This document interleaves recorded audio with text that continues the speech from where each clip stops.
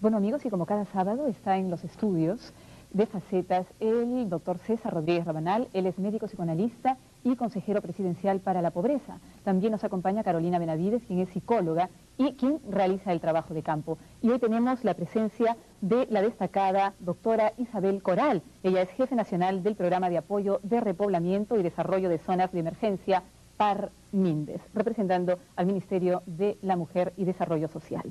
El tema de hoy es violencia postsubversiva. Doctor Rodríguez Rabanal, yo estaba pensando, y ahora hablábamos con Carolina antes de iniciar el programa, que la civilización propiamente se funda posiblemente en dos principios elementales. Uno es el respeto a la vida y el amor al prójimo. El no matarás y el amor al prójimo. Dos elementos básicos que fueron pisoteados, que son pisoteados sistemáticamente y quizá básicamente durante el genocidio subversivo y contrainsurgente en la época del terrorismo.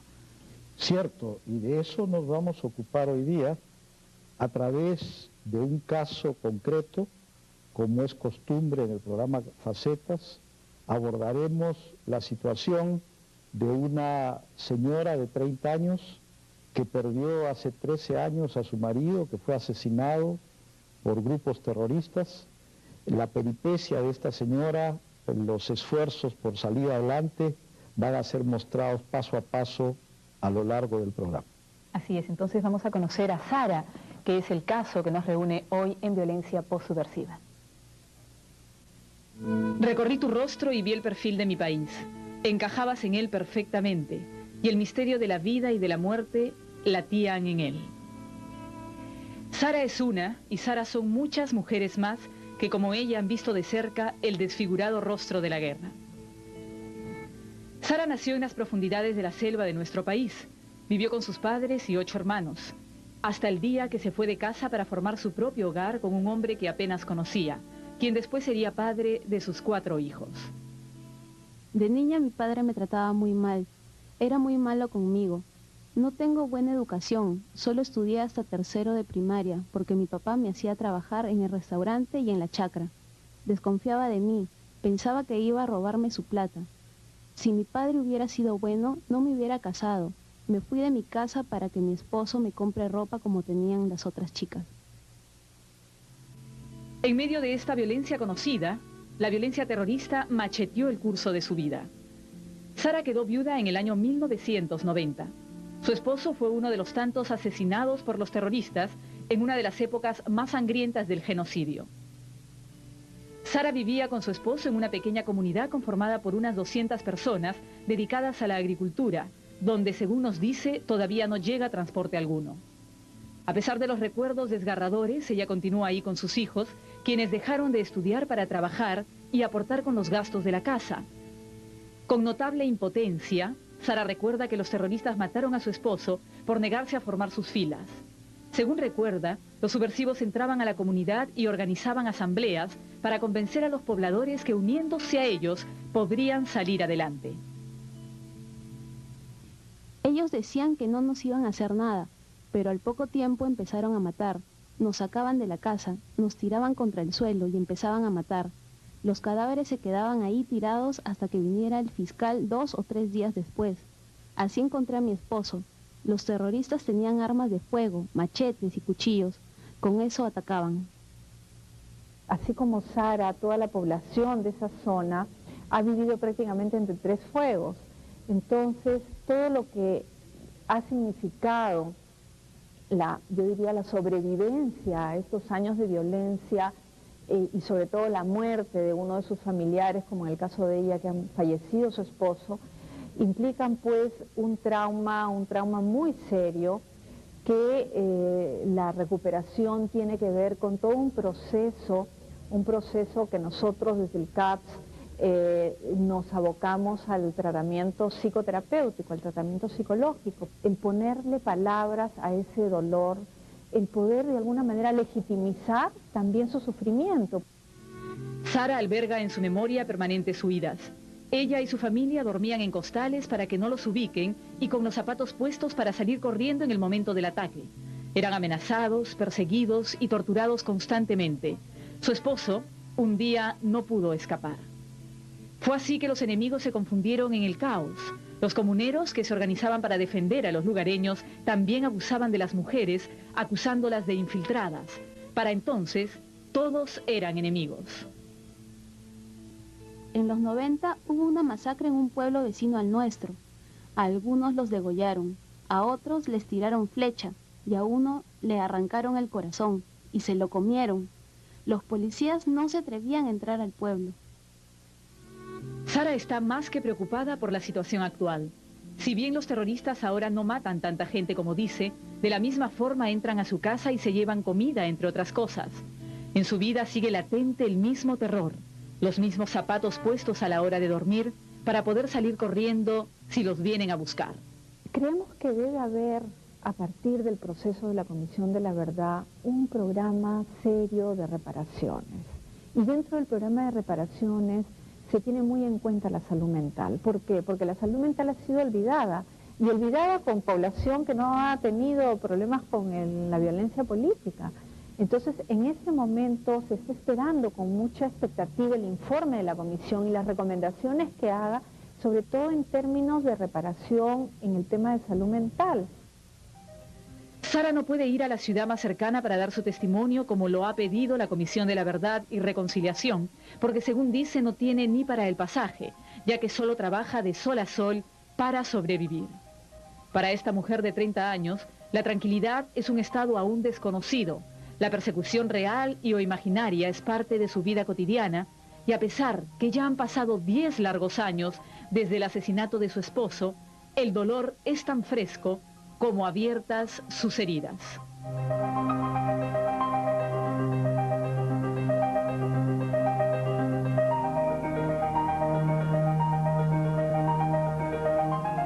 Una dramática historia la que hemos conocido, la vida de Sara.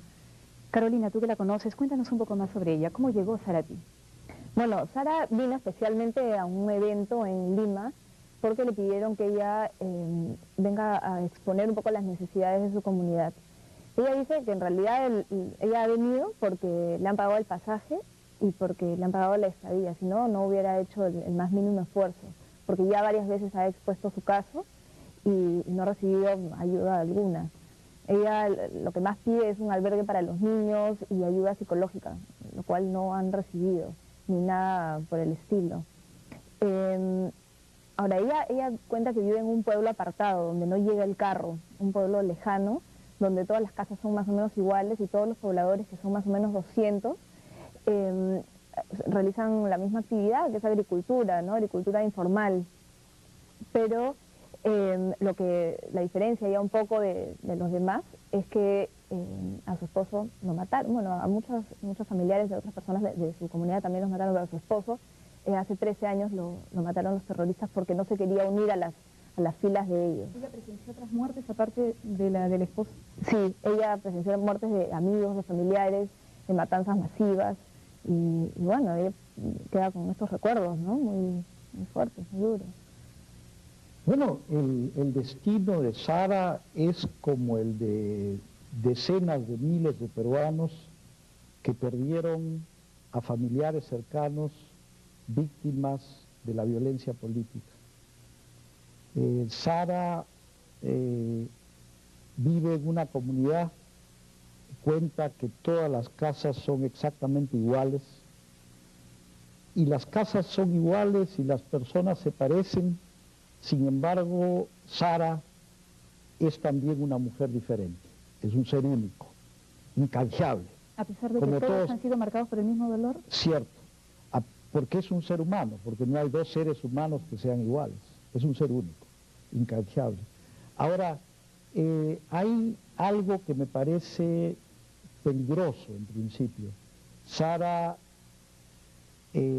muestra un cierto tono agresivo, dice, por ejemplo, estoy aquí porque me han pagado, ¿no? Hay un cierto cinismo agresivo ya en eso, un cierto encallecimiento de su manera de sentir y pensar. Hay también el peligro que en la cabeza de Sara las promesas de los terroristas que les decían a los pobladores, solo si se unen a nosotros van a salir adelante, se asemejen cada vez más a las promesas incumplidas que pueda oír de otros lados, inclusive de parte oficial. Entonces, a la desgracia de la pérdida del marido se añade algo más, el escepticismo, la dificultad de creer, y esto es un daño mayúsculo, es un daño mayúsculo, es un daño que ensancha todavía el dolor y la magnitud de la pérdida.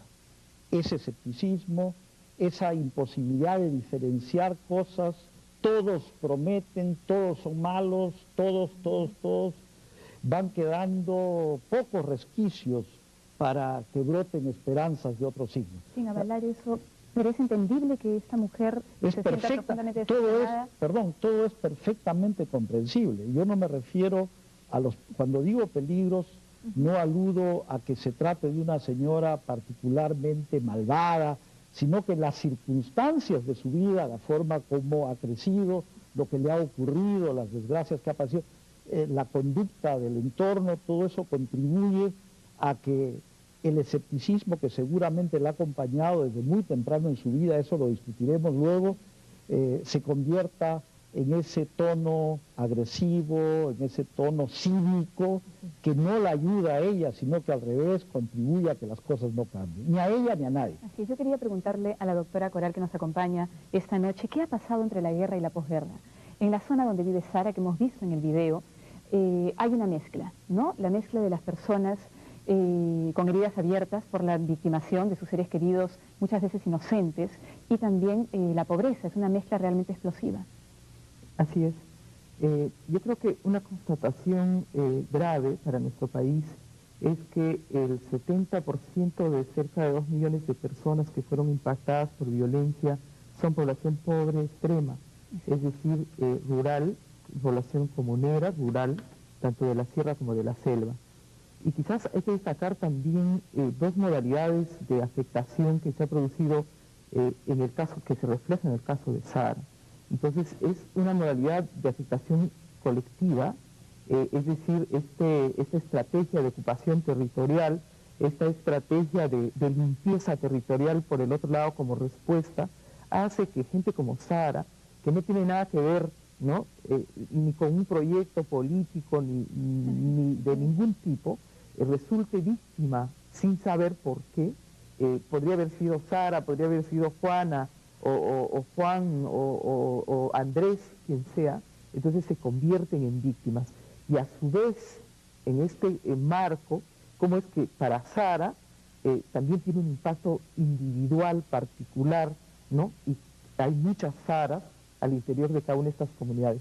Entonces, sobre lo que decía César, este cinismo es verdad, ¿no? Entonces hay una especie de sentimiento de abandono que se objetiva en una demanda de concreción objetiva, material, pero en realidad es solamente el reclamo de un testimonio de quién está conmigo y quién me acompaña en todo esto, y que nos lo tiran a la cara, ¿no? Y el cinismo, perdón, resulta preocupante porque es una actitud defensiva que impide que las cosas puedan cambiar para bien, ¿no? Las congela en el estado en que están ahora.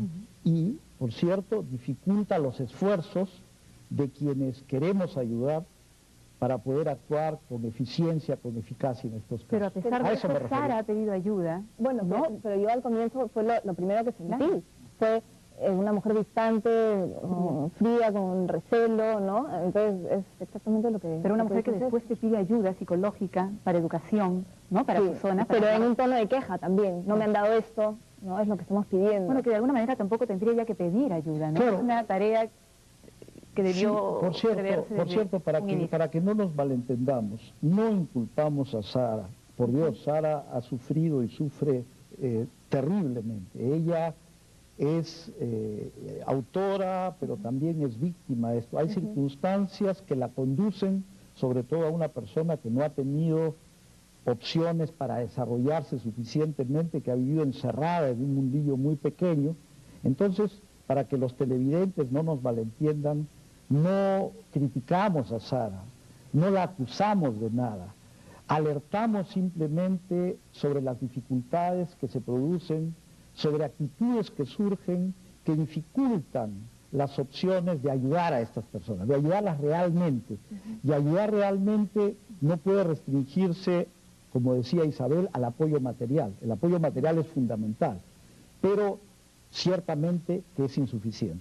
Entonces, discutiremos, revisaremos a lo largo del programa si el pedido de ayuda de Sara contiene elementos de suficiente autenticidad en el sentido de estar dispuesta ella a asumir realmente como sujeto la situación en que se encuentra, de ver su vida como algo que ella puede en principio afrontar, o si hay más bien una exigencia, una demanda, un reclamo a la sociedad, al gobierno, al mundo que le debe, ¿no? Y cuando uno se queda con esa actitud de exigir al mundo y a los demás que nos paguen los que nos deben, con seguridad que no llevamos a ningún lado. Bueno, tenemos que hacer la primera pausa comercial.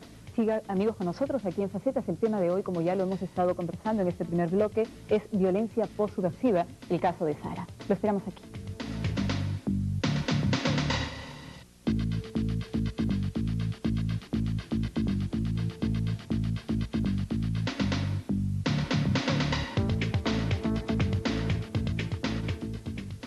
Subversivos entraban a la comunidad y organizaban asambleas para convencer a los pobladores que uniéndose a ellos podrían salir adelante.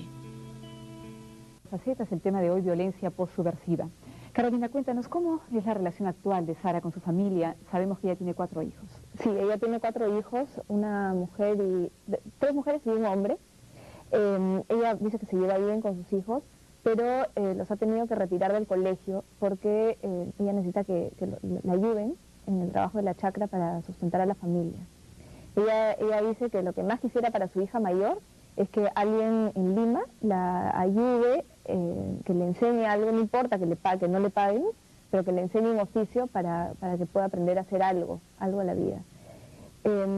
Ella, lo que Sara constantemente pide es la ayuda de alguien, ¿no? Incluso pide que le den 5.000 soles como fondos para armar un negocio, cosa que nadie nunca le ha dado y que, bueno, ella nunca ha tenido la posibilidad de tener esa suma porque ni su esposo cuando murió le dejó herencia alguna. Pero en contraparte pide que la hija venga a la ciudad y que la empleen y no importa si no le pagan nada. No importa si no le pagan, pero que le enseñen algo, a hacer algo. Ahora, no obstante eso, perdón, y cómo no entender las penurias, los sufrimientos de Sara, resulta alarmante que esta señora haya retirado a los chicos del colegio. ¿Ah? Se entiende, ella dice que no le alcanzaba el dinero, que los hijos tienen que ayudarla en el trabajo de la chacra, pero de todas maneras es un signo alarmante. Ella dice que quisiera encontrar a alguien que la ayude a valerse por sí misma, que ayude a su hija. Sin embargo, hay una cierta sensación, surge una sensación que Sara tiene puesta la mirada en quien le pueda proporcionar fondos. Y si se concentra la expectativa de ayuda en eso, ¿no? En eso, más allá del discurso, si los hijos son retirados de esta manera del colegio para ser puestos a trabajar junto con ella en la chacra, hay que estar realmente alerta, porque nos puede llevar por un camino que no es el que queremos elegir quienes hemos optado por ayudar a estas personas, por diseñar programas, como es el caso de Isabel también, ¿no? Fondos. Los fondos son fundamentales, ¿cómo no?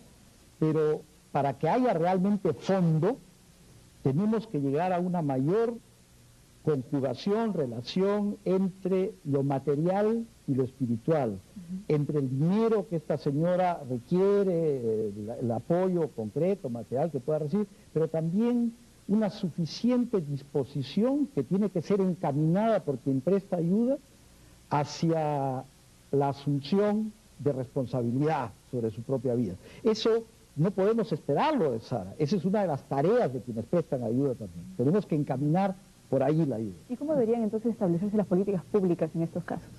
Yo creo que indudablemente la violencia ha dejado secuelas muy graves y ha afectado casi la integralidad de la vida de las personas, como lo podemos ver en el caso de Sara, y las demandas van desde demandas colectivas hasta demandas de tipo económico, en fin, quién sabe, a pesar de que Sara pide ayuda y tiende mucho a concretizar su demanda en apoyo material, si tú miras entre líneas lo que ella dice, en realidad está preocupada por la educación de sus hijos.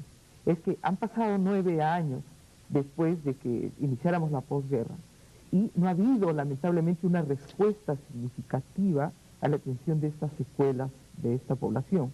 Y entonces las secuelas han tendido a profundizar y ha llegado a tal punto en la que tocas piso y tú dices, hasta aquí, en 10 años llegué con mis hijos, como lo dice ella, y ahora ya no puedo más. Entonces sí, es un grito y que no se concretiza solamente en plata. Entonces ahí quiero entrar al otro tema.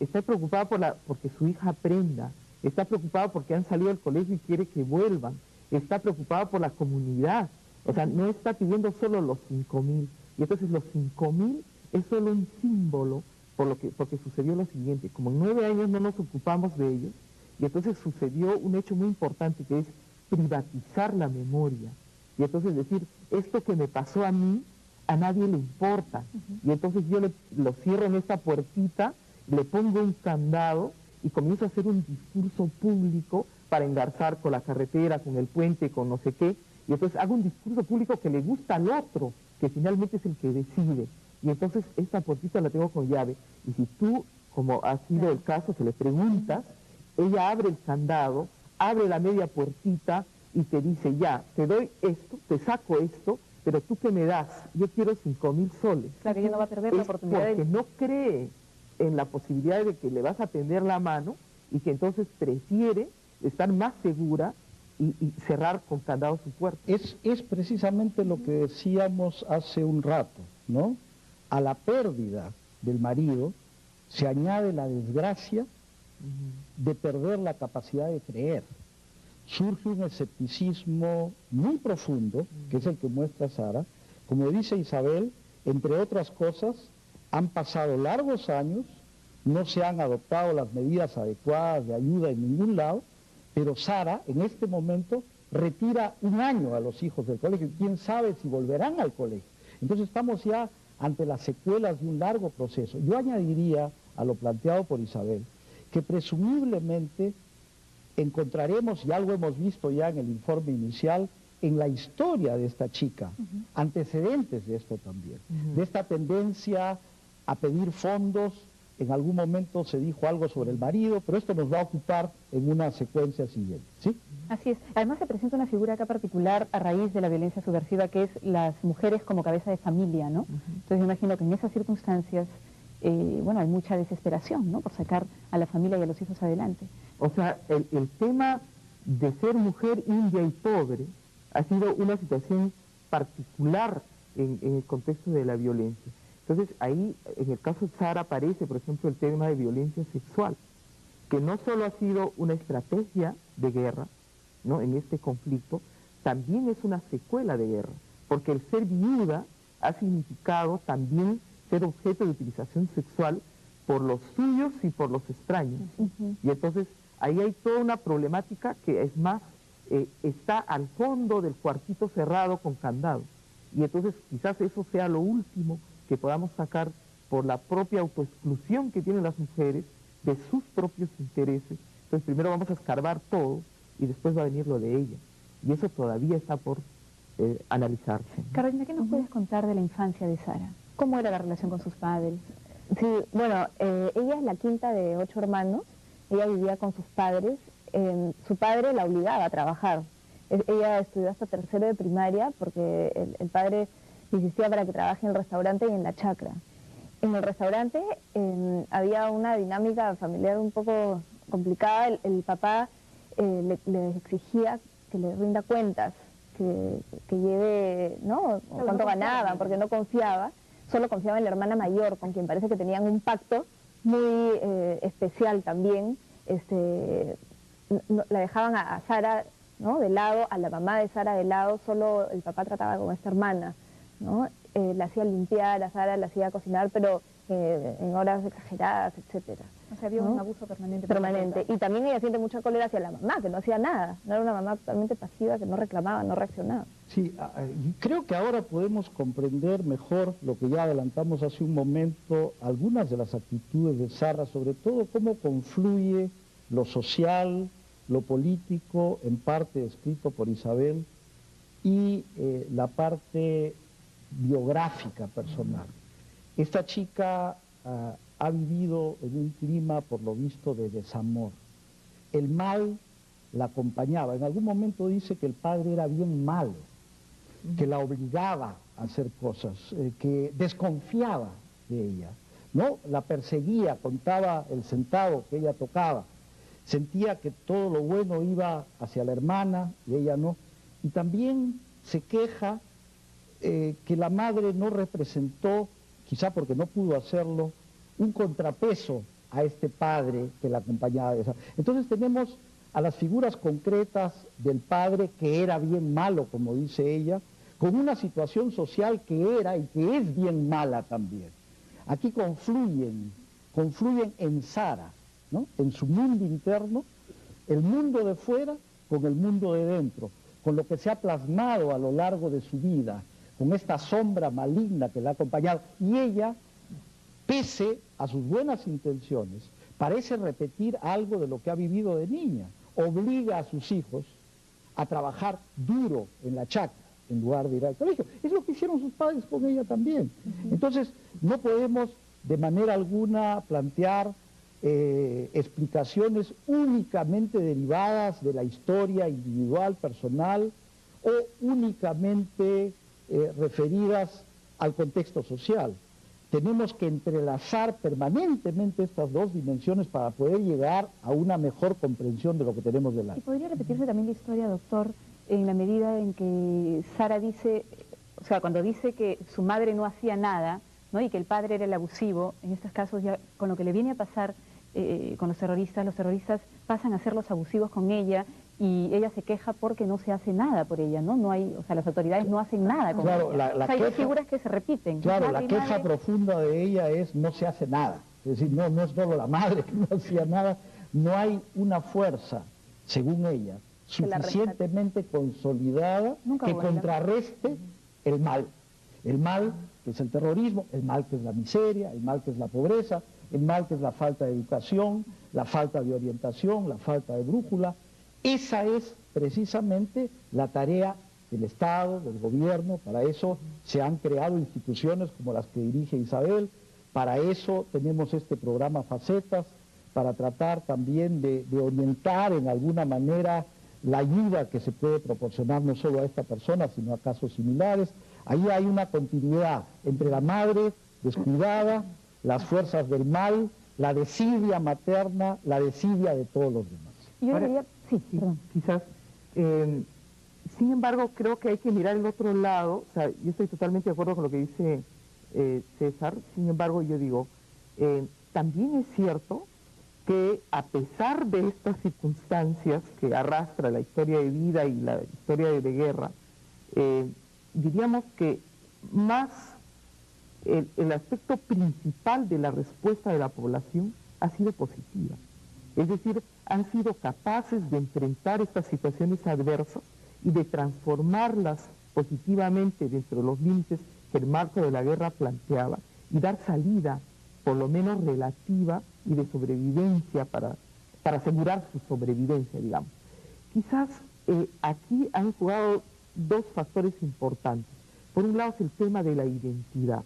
Cuanto más fuerte es la identidad cultural de la población, es más posible encontrar estas fortalezas para encarar las dificultades.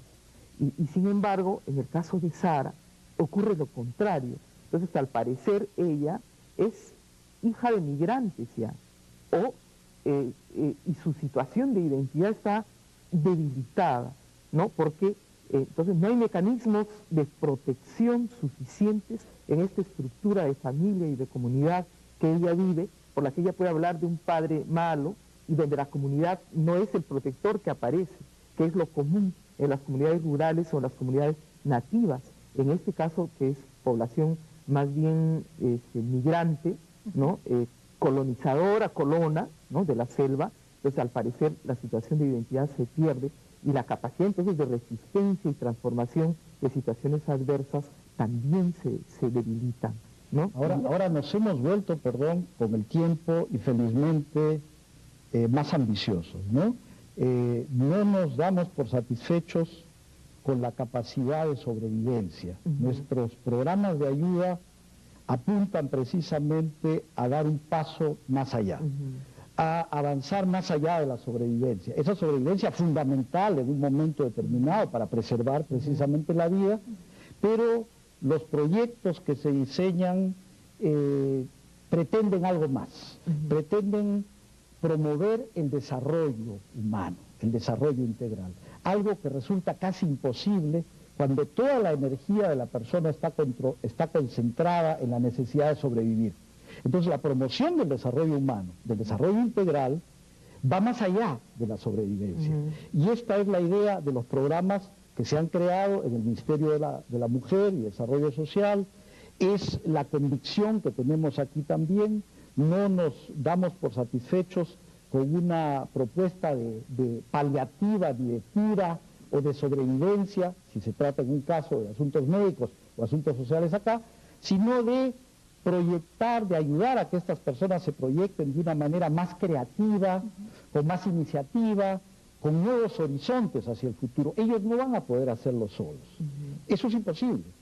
Tienen tanta energía derrochada, como ha dicho Isabel, en la lucha por sobrevivir, que requieren del apoyo adicional de otros que estén en condiciones, sí, de empujar, de ayudarlos un poquito a seguir avanzando, a seguir creando, a seguir pensando, a seguir soñando y a seguir realizando sueños. Y sobre lo que comenta el doctor Rodríguez Rabanal, Isabel, yo le quería preguntar, ¿cree usted, como dicen muchos analistas, que la lucha contra la violencia social es antes que nada una cuestión de políticas sociales y políticas de salud mental antes de políticas penales? Bueno, es bastante complejo eso, ¿no? Por un lado, yo quisiera reforzar la idea que acaba de decir César para señalar, sin embargo, que son pocas las personas que han logrado, digamos, tener una situación de victimización extrema. Aún en el caso de Sara, podemos entender cómo ella fue capaz, a pesar de todo esto que hemos visto, de llegar a asumir su responsabilidad con 4 hijos sola por espacio de 10 años. Entonces eso muestra que a pesar de las dificultades históricas que ella tiene, todavía le quedaban fortalezas para encaminarse y llegar a un punto y decir, quiero más. Lo que dice César está en el testimonio de Sara, es decir, quiero más, no esto que fue sobrevivencia. Entonces ahí quiero señalar que, quién sabe, las secuelas de la violencia son obstaculizadores de cualquier proyecto de desarrollo, ya sea económico, social o humano. Y por tanto la respuesta tiene que ser integral. Y entonces, quién sabe, tal como lo dijeron los propios afectados, lo que nos interesa es el nunca más, lo que quiere decir preventivo. Entonces hay que ayudar a desarticular, hay que aprender a desarmar el andamiaje de la violencia. Pero entonces hay que ayudar a construir un nuevo andamiaje, que es la construcción de la paz. Y en ese camino hay que ir resolviendo estos daños y estas heridas que la violencia ha dejado. Y ahí estamos en ese esfuerzo. Y claro, ellos tienen que ser los protagonistas. La descentralización está encaminada a eso. Y nosotros seremos los promotores de estos procesos desde el Estado. Amigos, es momento de hacer una pausa comercial, pero quédese con nosotros. En sus pantallas ya están saliendo los teléfonos de instituciones, organizaciones a las cuales usted puede llamar en caso lo requiera. Quédese con nosotros aquí en Facetas, el tema de hoy, violencia postsubversiva. Ya regresamos.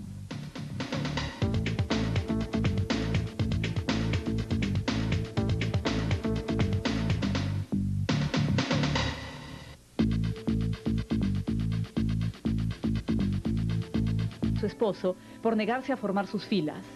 Según recuerda, los subversivos entraban a la comunidad y organizaban asambleas para convencer a los pobladores que uniéndose a ellos podrían salir adelante. Amigos, nuevamente aquí en Facetas, el tema de hoy, como lo hemos estado diciendo y anunciando, es violencia postsubversiva. Vamos a seguir conociendo un poco más la vida de Sara. Carolina, ¿cómo era la relación de Sara con su esposo, obviamente antes de que él falleciera? Bueno, ella cuenta que ella no se hubiera casado si su padre hubiera sido bueno. Entonces supongo que el esposo la sacó de la casa, la rescató de esta familia, ¿no? El esposo le daba todo lo que ella quería. Cuenta que ella veía a las chicas de su comunidad que tenían ropa bonita, cosas bonitas, que el esposo le daba. Bueno, cuando murió ella ya no tenía nada de eso. Los hijos también se llevaban muy bien con su papá. Dicen que lo extrañan mucho y ella no sabe cómo calmar la pena de estos niños ahora, ¿no? ¿Él la dejó con algunas deudas, tengo entendido, o con nada de plata? No le dejó ninguna herencia, ¿no? Parece que también dice que los padres no la ayudan, ¿no? Sí, los padres no la ayudan porque critican a los niños porque no tienen padres, ¿no? Porque son huérfanos. Las malas relaciones son empujadas por las malas relaciones con los padres, ¿no? Salir prematuramente de la casa, formar hogares prematuros. Bueno, eso es absolutamente comprensible. Ahora, yo creo que estamos aquí ante algo de lo que ya habíamos hablado antes, ¿no? Sara, cuando era muy joven, buscó a alguien que le diera cosas, ropa, por ejemplo, que le diera vestidos que no recibía de sus padres. Entonces, aquí encontramos en el ámbito individual, que no excluye el social, algunos de los antecedentes de las demandas que luego vamos a encontrar en la actualidad en Sara, esas que se concentran fundamentalmente en la parte material. El marido, dice ella, no era una persona, y eso es lo que leemos entre líneas, de la que se había enamorado. Si mi padre hubiera sido bueno, no me hubiera casado, dice ella. El marido fue percibido como un proveedor, como una mejor alternativa en términos esos de proveedor. Era buena gente, dice. Como un salvador. Era buena gente, pero no estaba enamorada de ella, no había pasión, por lo visto. Entonces, y los niños que echan de menos al padre, ella siente, cualquier ser humano se siente desbordado ante tal sufrimiento, pero ella tampoco encuentra la suficiente capacidad como para poder contenerlos, para poder consolarlos. Ojo, repito, nadie está de por sí en condiciones de hacerlo, pero tampoco Sara, porque Sara no ha tenido el soporte, el apoyo de sus padres. Ella dice que lo busca hoy y los padres le niegan el apoyo. Es más, los padres la acusan de tener hijos huérfanos, como si dependiera de ella, como si ella fuera la responsable, la culpable de una desgracia que le ocurrió a ella como a tantos peruanos. Y esto es muy frecuente, ¿no es cierto, Isabel? La discriminación que sufren también quienes han sufrido los efectos de la violencia. Eso es algo inaudito, algo que parece a primera vista incomprensible, pero que es frecuente, ¿no? Y ella pide un hogar en su comunidad para niños huérfanos, ¿no? Pide esa ayuda directa. No es cierto, Isabel, lo has oído, esa parte de la discriminación. Estos chicos no son normales porque no tienen padre. ¿Qué esperar de hijos como los de Sara, por ejemplo, que han sido mutilados en sus afectos de un día para el otro? Sin duda, en el caso de Sara lo que se puede es advertir una ruptura de todo el sistema, de todo el patrón de crianza y de socialización familiar. Entonces, por ejemplo, la afectividad, ¿no? Entonces, ¿cómo está garantizada en el caso de Sara esa afectividad que es el punto neurálgico que articula toda la vida futura de estas personas? El asunto del maltrato institucionalizado en Sara sin duda se replica de algún modo en su relación con los niños, a pesar de que ella dice que se lleva muy bien, o de repente las redes de soporte afectivo, emocionales con la familia ella ya no los tiene. Entonces, a mí me parece que, sin embargo, en el caso de Sara, yo quiero rescatar algo, que es esa unidad, su refugio, es su relación con sus hijos. Entonces parece que eso es algo que anda bien, algo que anda sólido, y que sin embargo no es suficiente, porque ella está buscando entroncamiento, rearticular sus redes, y no logra superarlo. Y es lo mismo, como decía César, que sufrieron los desplazados cuando llegaron acá a Lima y se ubican en los asentamientos humanos. Y entonces ellos vienen juntitos como los 4 hijos de Sara, ¿no? Tratando de ser más, ¿no? Y luego no encuentran la manera de articularse hasta que puedan lograr un puente que lo fueron las organizaciones de mujeres, en este caso de Lima, que fueron un poco el nexo para que el resto los admitiera como iguales. ¿Y cómo contribuir como sociedad, como comunidad, para erradicar sistemáticamente, decididamente, progresivamente esta violencia? Carla, perdón, antes de eso, para seguir con el hilo desarrollado por Isabel, lo que dice refiriéndose a los padres es absolutamente aplicable para la sociedad en su conjunto. No es suficiente la relación con los hijos, es fundamental. Como dice Isabel, es algo central en la vida de Sara, esta madre coraje que ha podido rodearse de sus hijos, apoyarlos también, apoyarse en ellos muy bien, pero no es suficiente. Ella recurre a sus padres, y esto es una metáfora, porque los padres representan a la sociedad también.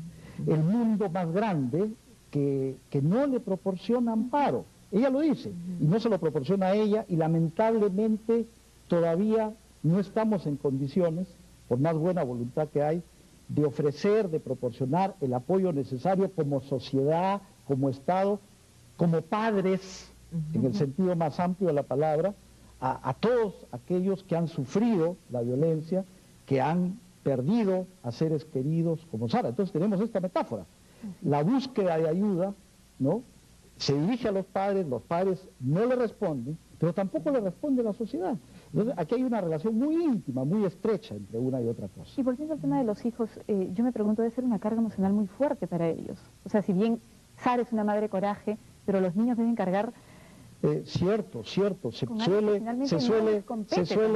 suele pagar también, y ese es el otro lado de las cosas, como todo en la vida, un precio por esto.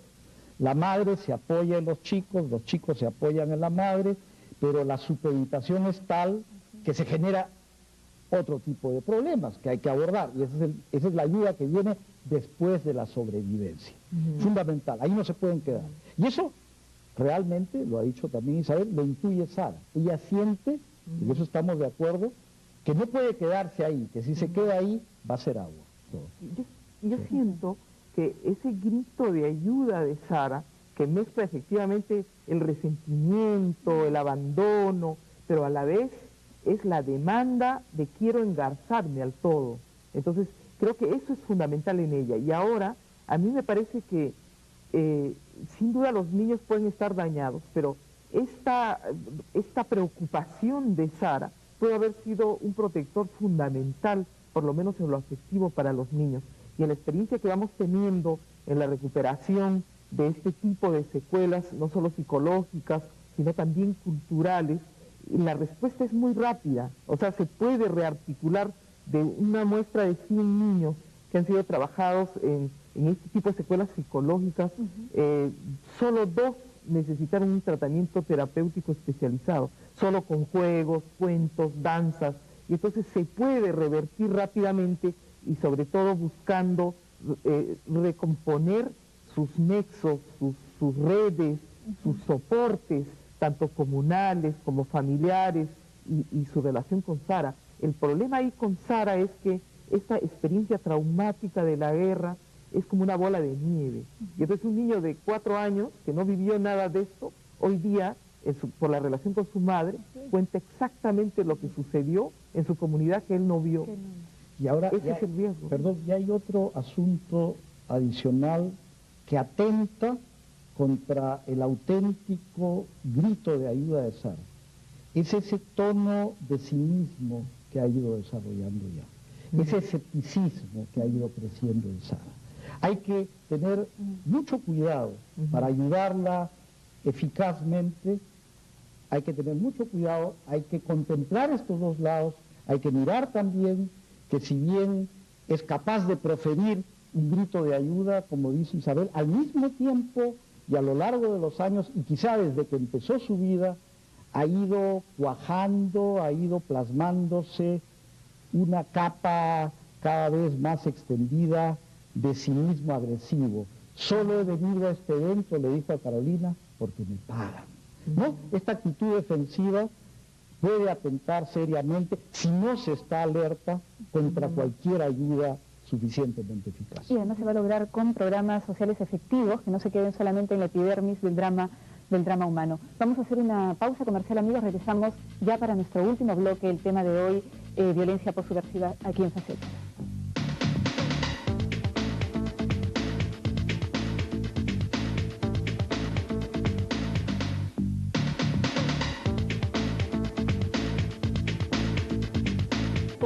Por negarse a formar sus filas.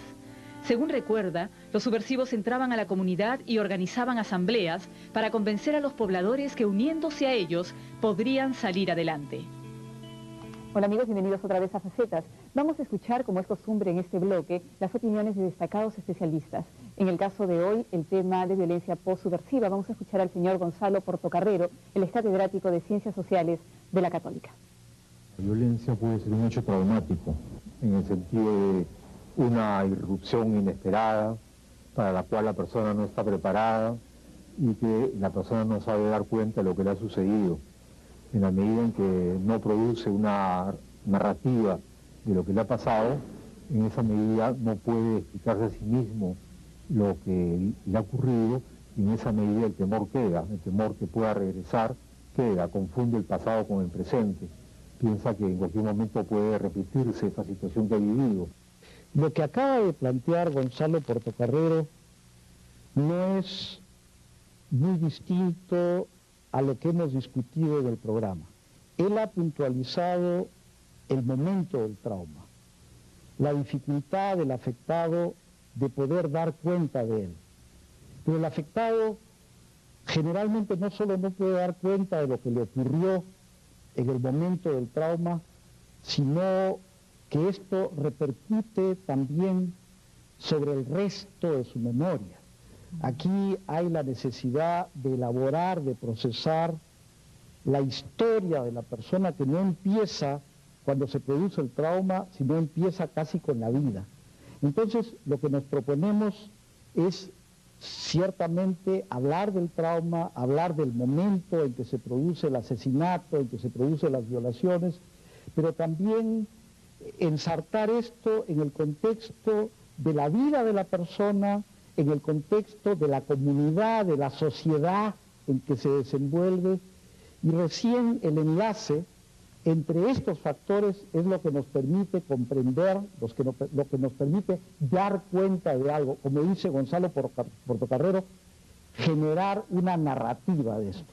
Entonces no nos circunscribimos al evento puntual del trauma, vamos más allá de esto, esa es la idea. Así es.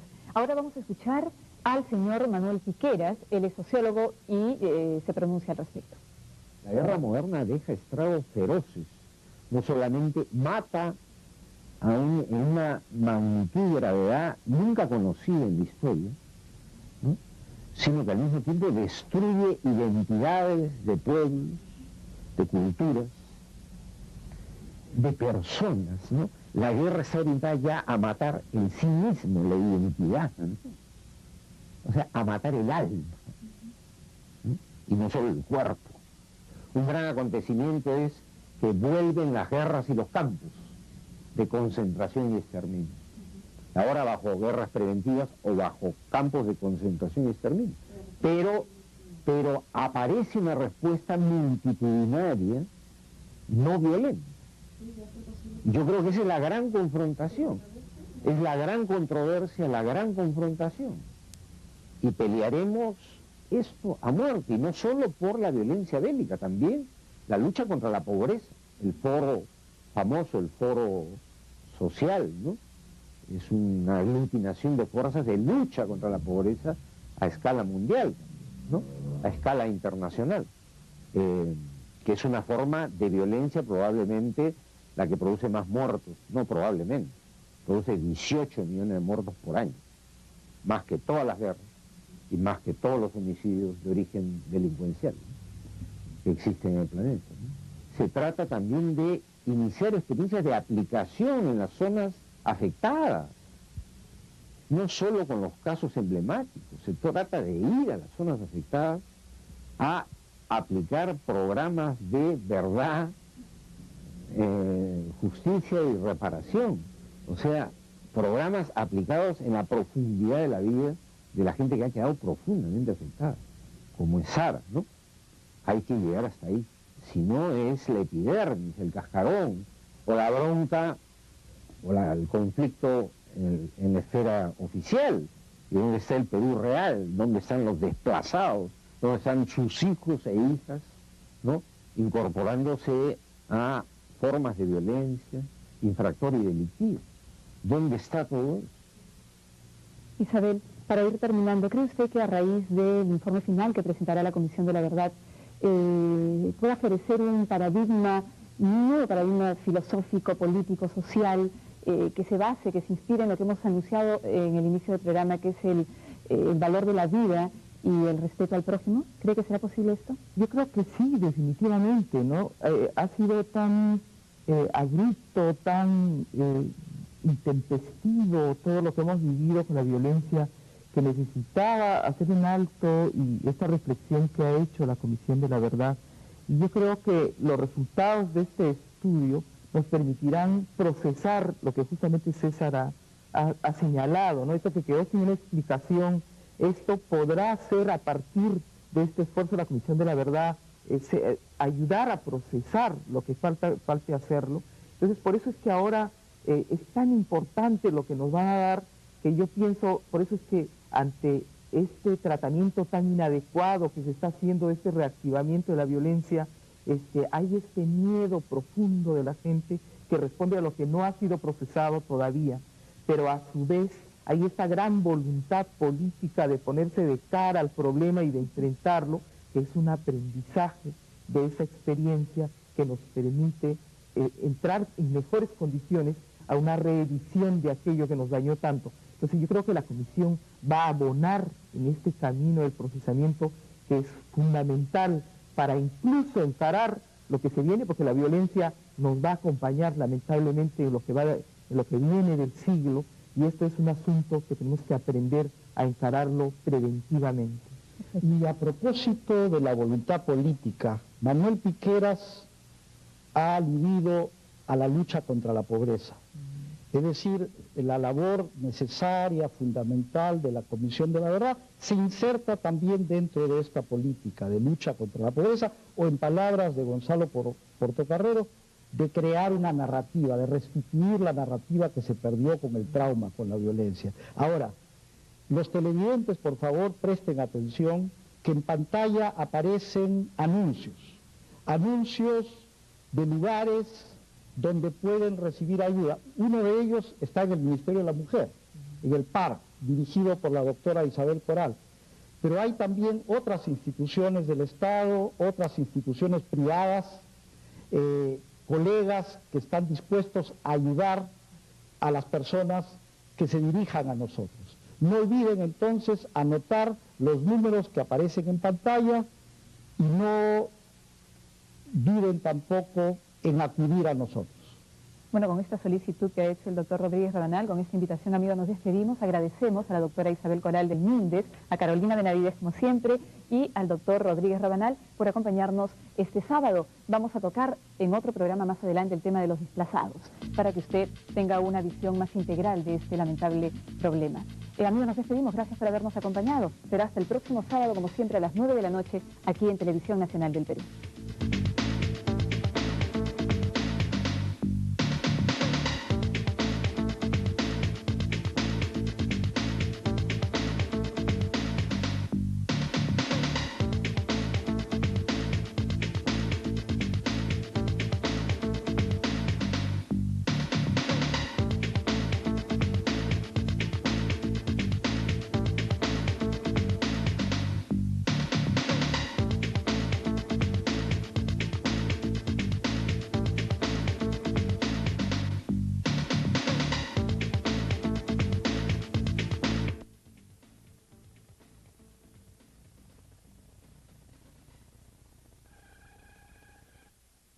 Muy bien, nos vamos de frente entonces con nuestros invitados. Ya están con nosotros la señora Teresa Carpio y el señor Francisco Soberón.